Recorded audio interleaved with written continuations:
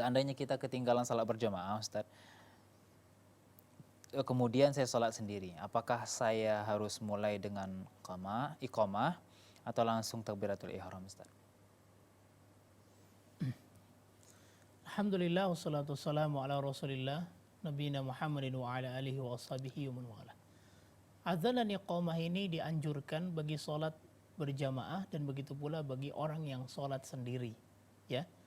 Perkaranya dianjurkan, tidak sampai kepada tingkatan wajib tentunya. Apalagi ketika salatnya adalah salat sendiri. Boleh bagi dia untuk iqamah, boleh bagi dia untuk tidak iqamah langsung salat, ya. Tetapi kalau dia misal melakukan iqamah maka itu diperbolehkan, ya.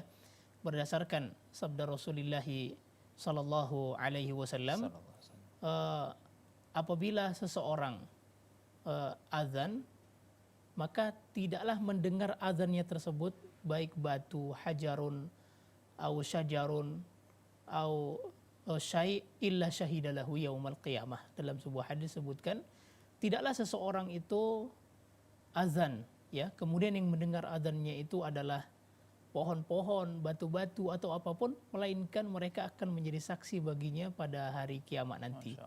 Jadi ini merupakan penekanan bagi orang apabila dia sholat sendiri, tetap juga dianjurkan bagi dia untuk azan, begitu juga untuk iqamah. Dalam hadis yang lain disebutkan bahwa Allah Subhanahu wa taala sangat ta'ajjub melihat seseorang yang menggembala kambingnya di gunung-gunung, di daerah pegunungan, kemudian dia mengumandangkan azannya.